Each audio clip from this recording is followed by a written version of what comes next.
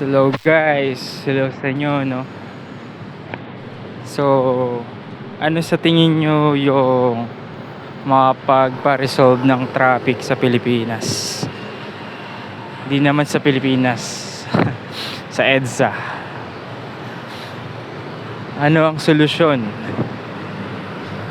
sa traffic sa EDSA? Well, hindi madali ang project. It will take time at malaking budget.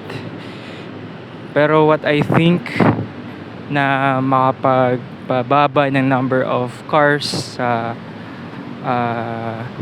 EDSA during peak hours or rush hour is yung world class public transpo like train or LRT, MRT station, mga ganun, bus, yung world class na maala Singapore or maala Japan.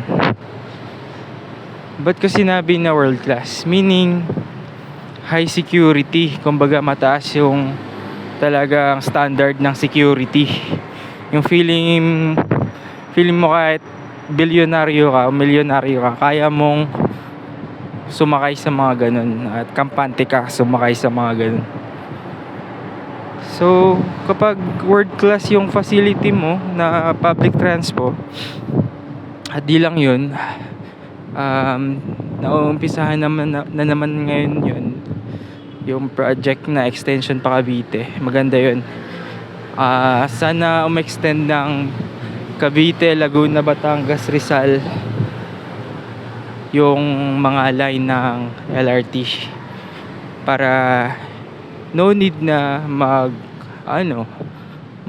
car yung mga taga doon. So yun talaga yung chance para mapababa yung number of cars sa EDSA during peak hours.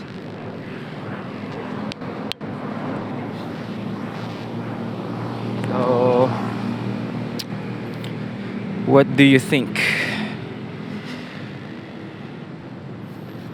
But I guess sana maging ganun yung quality ng transportation dito sa Pilipinas, maala Singapore or Japan.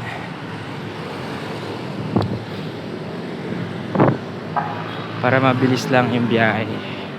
May encourage yung mga tao na mag public transportation na lang. And then kapag nasa city na sila, walkable. Pagbaba nila ng station, walkable. So it is also an encouragement to design a walkable city. Yung ipropromote yung mga bikes, ganun, mga walkways. So kailangan yung mga sidewalk shady, merong mga puno. So ganun.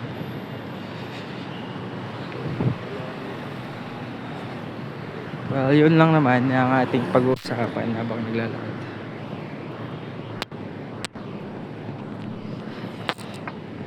Bye-bye.